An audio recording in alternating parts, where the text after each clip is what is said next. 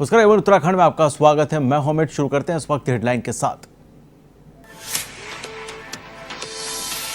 Rishikesh AIIMS में oxygen बनाने वाला पीएसए प्लांट बनकर तैयार। गुरुवार को पीएम मोदी करेंगे प्लांट का उद्घाटन। समारोह की तैयारी में जुटा प्रशासन, तो सीएम धामी ने लिया जायजा।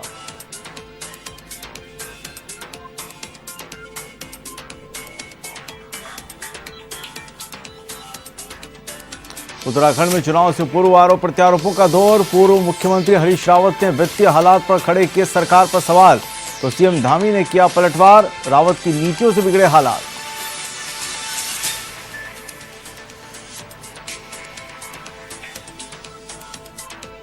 उत्तराखंड में कांग्रेस निकालेगी लोकतंत्र बचाओ यात्रा। प्रदेश अध्यक्ष गणेश गोदियाल ने दी जानकारी। किसानों की मौत के जिम्मेदार भाजपा नेताओं की गिरफ्तारी की मांग।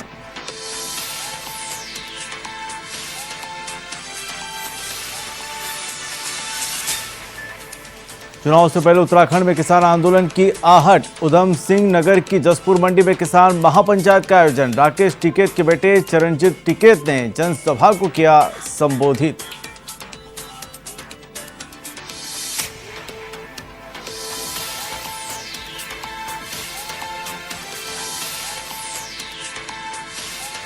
हल्द्वानी के इंदिरा नगर में मिला नाबालिग बच्ची का शव। 29 सितंबर से थी लापता। 2 युवक गिरफ्तार। मामले की जांच जारी।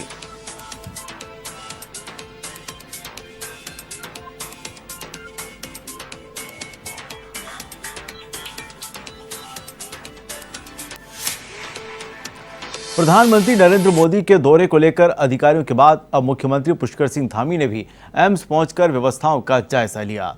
उन्होंने एम्स प्रशासन और अधिकारियों से व्यवस्थाओं की जानकारी भी ली। किसी भी प्रकार की व्यवस्थाओं और सुरक्षा के इंतजामों में कमी नहीं होने के बाबत निर्देश भी दिए। मुख्यमंत्री ने खासतौर पर कोविड-19 के नियमों का पालन कराने की जिम्मेदारी को बखूबी निभाने की बात अधिकारियों से कही। इस दौरान मीडिया से बात करते हुए मुख्यमंत्री पुष्कर सिंह धामी ने कहा कि हमारे लिए यह सौभाग्य की बात है कि प्रधानमंत्री नरेंद्र मोदी देवभूमि से उत्तराखंड समेत देश के विभिन्न ऑक्सीजन प्लांट्स का शुभारंभ कर रहे हैं। उन्होंने कहा कि प्रधानमंत्री का उत्तराखंड से विशेष लगाव रहा है और इसी का परिणाम है कि उत्तराखंड को all weather road, Rishikesh Karnaprayag rail line Udan Yojana से एयर कनेक्टिविटी को मजबूत करने समेत केदारनाथ पुनर्निर्माण की सौगात भी दी है। आपको बता दें कि 7 अक्टूबर को प्रधानमंत्री नरेंद्र मोदी ऋषिकेश एम्स पहुंचेंगे।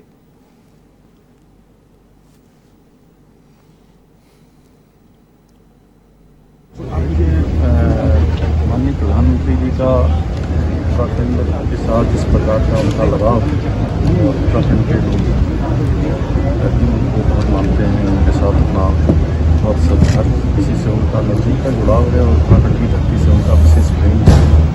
इसलिए उनका आना निश्चित रूप से सभी लोगों के लिए उत्साह का कारण, सब लोगों के लिए खुशी के क्षण है और उनको कहते हैं कि वो बार बार आएँ। चलिए खबर उत्तराखंड के डोईवाला से, जहां पर आधुनिक सुविधाओं से लैस नई टर्मिनल बिल्डिंग से उत्तराखंड की कला, संस्कृति और चारों धामों की झलक दिखेगी। इस टर्मिनल बिल्डिंग का उद्घाटन 8 अक्टूबर को केंद्रीय उड्डयन मंत्री ज्योतिरादित्य सिंधिया और मुख्यमंत्री पुष्कर सिंह धामी करेंगे। केंद्रीय मंत्री का आगमन को लेकर जोलीग्रांट एयरपोर्ट पर तैयारियां जोर शोर से चल रही हैं। फेज 1 की बिल्डिंग बनकर तैयार हो चुकी है और फेज 2 की बिल्डिंग का काम शुरू कर दिया जाएगा। दोनों टर्मिनल बिल्डिंग का बजट 353 करोड़ बताया जा रहा है। बिल्डिंग को बनाने वाली कंपनी के अधिकारियों का कहना है कि नई टर्मिनल बिल्डिंग पुरानी बिल्डिंग से कई गुना बड़ी है और पूरी बिल्डिंग आधुनिक सुविधाओं से लैस है।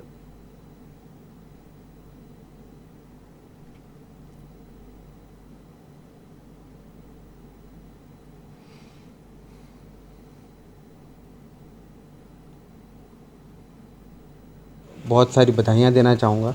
ये जो नई बिल्डिंग है उनकी सेवा में समर्पित होने वाली कुछ ही दिनों में इसका इनॉग्रेशन होने वाला है परसों 8 तारीख को।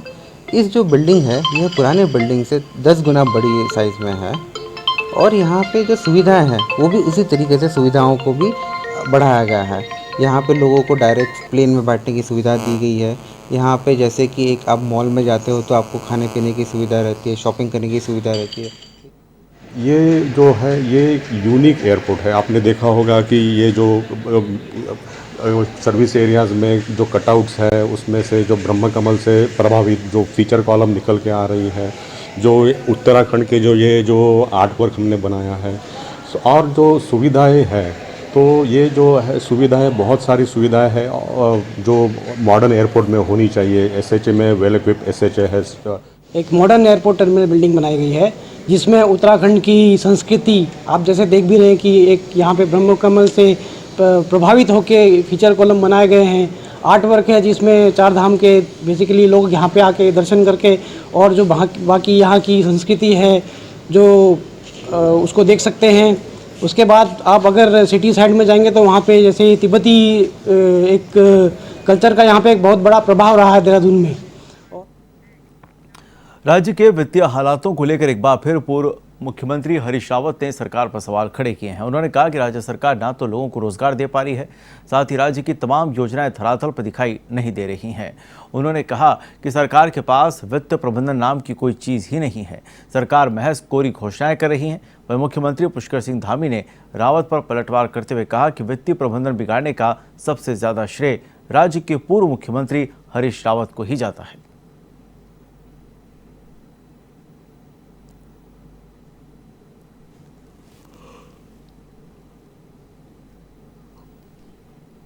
आर्थिक संसाधन जुटाने पर जोर दिया ही नहीं,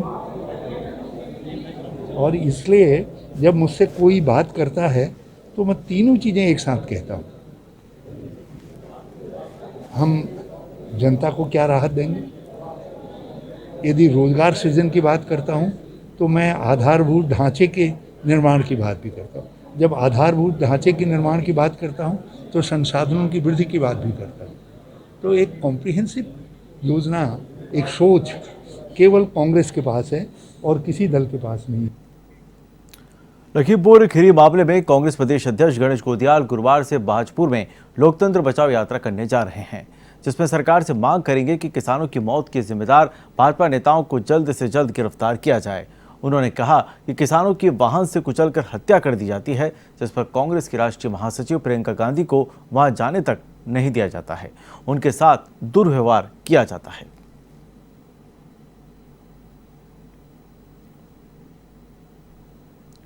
भारतीय जनता पार्टी के बहुत ही वरिष्ठ नेताओं के द्वारा और उनके रिश्तेदारों के द्वारा जो लखीमपुर खीरी में किसानों को अमानवीय तरीके से कुचलकर मारा गया और प्रभावित परिवारों को मिलने के लिए हमारी राष्ट्रीय महासचिव आदरणीय प्रियंका गांधी जी जब वहां पर जाना चाहती थी तो सरकार ने, केंद्र सरकार की सह पर राज्य की सरकार ने उन्हें जबरन रोका और आज 4 दिन बीतने के बाद भी उन्हें रिहा नहीं किया गया। वो सिर्फ इतना कह रही है कि मैं वहां जाना चाहती हूं और एक मानवीय पक्ष है कि प्रभावित परिवारों को मिलकर मैं उनके इस दुख में, इस दर्द में शामिल होना चाहती हूं। उत्तराखंड में बिजली गारंटी अभियान की सफलता के बाद अब आम आदमी पार्टी की रोजगार गारंटी अभियान चलाएगी।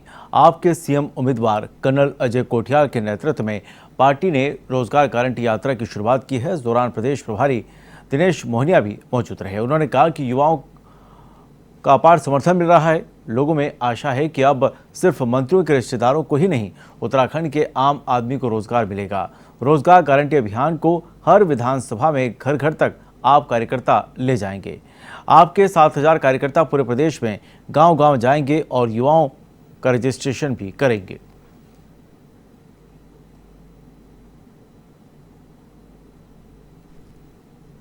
जो उत्तराखंड जैसे शांति प्रिय प्रदेश में रासुका जैसे कानून की आवश्यकता नहीं है, लेकिन फिर भी ये रासुका जो कानून है वो उस प्रदेश की इनसिक्योरिटी को दिखाता है कि ये कितने अहंकारी रूप से इस रासुका को यूज करने वाले हैं और साथ ही साथ लोगों की जो भावनाएं हैं, जो लोगों की बोलने की आजादी है, उसको कंट्रोल करने का मुझे लगता है कि एक षड्यंत्र है जो कि ये भारतीय जनता पार्टी सरकार कर रही है।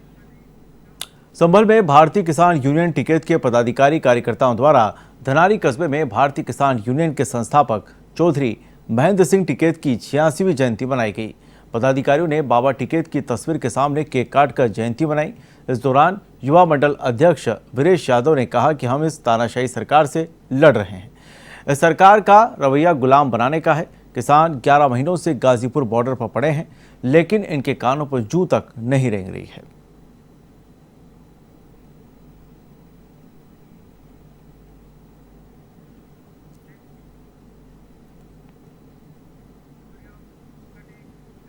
उधम सिंह नगर के जसपुर मंडी परिसर में राकेश टिकैत के आह्वान पर किसान महापंचायत का आगाज हुआ, जिसमें जिले भर के किसानों के साथ साथ उत्तर प्रदेश के किसान भी शामिल हुए। वह किसान महापंचायत में किसी कारण से राकेश टिकैत नहीं पहुंच पाए। उनकी जगह उनके बेटे चरणजीत टिकैत किसान महापंचायत में पहुंचे। वहीं मंच पर बैठे किसान नेताओं ने भाजपा सरकार पर जमकर हल्ला भी बोला। इस दौरान पुलिस प्रशासन भी पूरी तरह मुस्तैद नजर आया।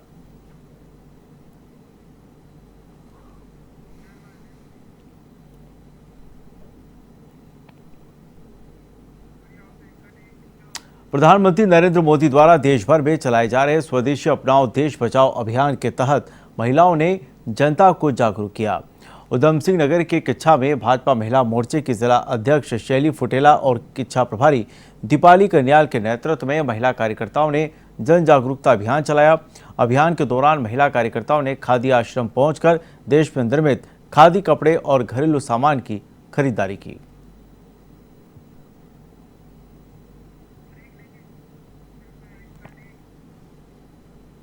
रुड़की में आईसीएसई और सीबीएसई स्कूल एसोसिएशन की ओर से प्रेस कॉन्फ्रेंस का आयोजन किया गया। पदाधिकारियों ने बताया कि उनकी एसोसिएशन में 11 स्कूल शामिल हैं और सभी से सहमति के बाद एसोसिएशन ने हाईकोर्ट में 2 याचिकाएं दायर की थी, जिसमें एसोसिएशन के अंतर्गत आने वाले स्कूलों की बसों के टैक्स माफ करने की मांग की थी। उन्होंने बताया कि कोरोना काल में बसें संचालित नहीं हो पाई, इसलिए टैक्स देने में स्कूल असमर्थ थे। उन्होंने बताया कि इसके साथ ही कई स्कूलों में बिना टीसी दाखिले दिए जाने का मामला सामने आ रहा था। इसके लिए भी याचिका दायर की गई थी।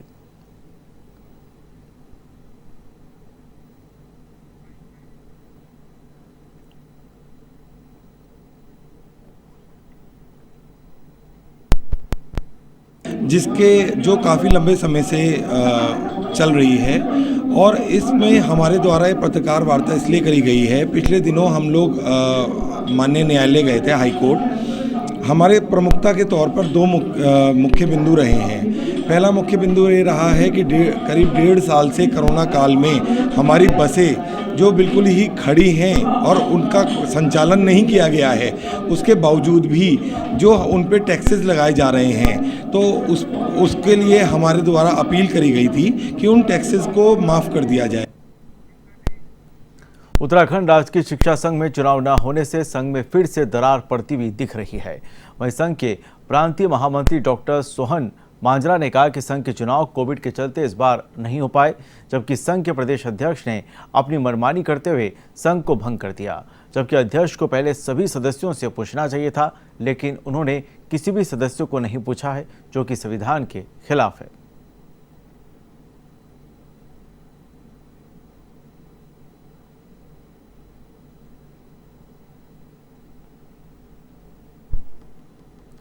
हमने अपना प्रतिवेदन और अपना विषय जो अपना पक्ष है निदेशक महोदया के सामने रखा है कि राजकीय शिक्षा संघ का संविधान है, 1979 की नियमावली के प्रावधान में उसको बायलॉज बनाया गया है। उस बायलॉज में प्रांतीय कार्यकारिणियों के पदाधिकारियों के जो अधिकार हैं डिफाइंड है। उस अधिकार के अंदर अध्यक्ष जी को प्रांतीय कार्यकारिणी भंग करने का अधिकार नहीं है। अगर आप उसको भंग करते हैं तो विधिवत नहीं होगा। लालकुआं में वन प्राणी सुरक्षा सप्ताह दिवस मनाया गया। इस अवसर पर वन विभाग के रेंजर और विभाग के अधिकारी और कर्मचारी मौजूद रहे। आपको बता दें कि पूरे उत्तराखंड में वन्य प्राणी सुरक्षा सप्ताह दिवस 1 अक्टूबर से लेकर 7 अक्टूबर तक मनाया जाता है और इसमें वनों के प्रति कैसे हम जागरूक रहें और जीव जंतुओं को कैसे उनके जंगलों में ही सुरक्षित देखें, इसको लेकर चर्चा की गई। वहीं रेंजर अनिल जोशी ने कहा कि आज वन विभाग की ओर से कर्मचारियों को भी ट्रेनिंग दी गई।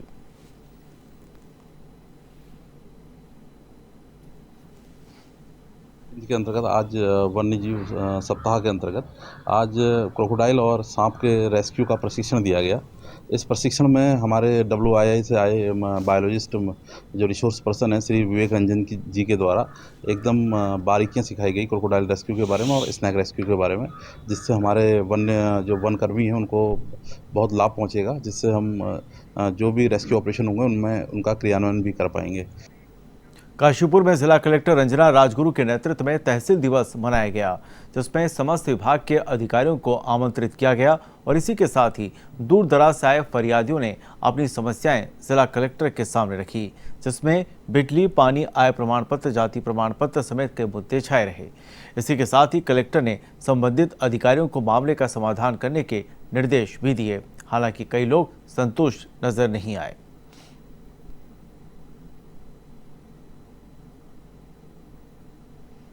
देखिए, आज हम लोगों ने यहाँ काशीपुर में तहसील दिवस लगा रखा है और इसमें अभी तक हम लोग शिकायतों का निस्तारण करना शुरू कर दिए हैं। शुरुआत में तो सारे डिपार्टमेंट्स अपने अपने स्कीम्स के बारे में भी लोगों को ब्रीफ किया है और हमारे कुछ विभागों के स्टॉल्स भी लगे हुए हैं, जैसे आधार कार्ड का हमने सेंटर लगा रखा है और पेंशन के लिए और मेडिकल सर्टिफिकेट बनाने के लिए भी लगा रखा है। तो उसमें अभी हम लोग निस्तारण शुरू कर दिए हैं। तो ज़्यादा जो निकल के आ रहा है वो पूर्ति विभाग की, विद्युत विभाग की और राजस्व विभाग की, पुलिस विभाग की समस्याएं अभी तक हम लोग देख रहे हैं। तो शायद इसमें मैक्सिमम जो समस्याएं आने वाली है, आगे भी जो शिकायतें आई हैं तो इन्हीं डिपार्टमेंट्स की ज़्यादा रहेंगी। हल्द्वानी के इंदिरा नगर में एक गुमशुदा युवती का जंगल में शव मिलने से सनसनी फैल गई। 2 दिन पहले परिजनों ने मृतका के लापता होने का मामला थाने में दर्ज कराया था, जिसके आधार पर युवती की तलाश शुरू की तो इंदिरा नगर चेक पोस्ट के सामने जंगल से युवती का शव बरामद किया।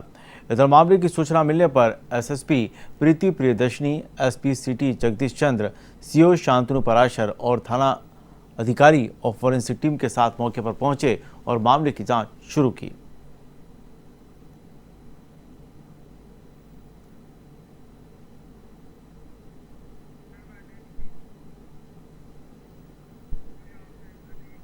भगवानपुर में ड्रग विभाग ने छापेमार कार्रवाई करते हुए 4 मेडिकल के लाइसेंस रद्द कर दिए, जबकि एक को नोटिस जारी किया है। आपको बता दें कि भगवानपुर क्षेत्र में काफी दिनों से ड्रग विभाग को शिकायतें मिल रही थी, जिसको लेकर ड्रग विभाग की एक संयुक्त टीम का गठन किया गया और जांच कर कार्रवाई के निर्देश दिए गए। जांच में अनियमितताएं पाए जाने पर 4 मेडिकल स्टोर के लाइसेंस कैंसिल किए गए और एक को नोटिस जारी किया गया।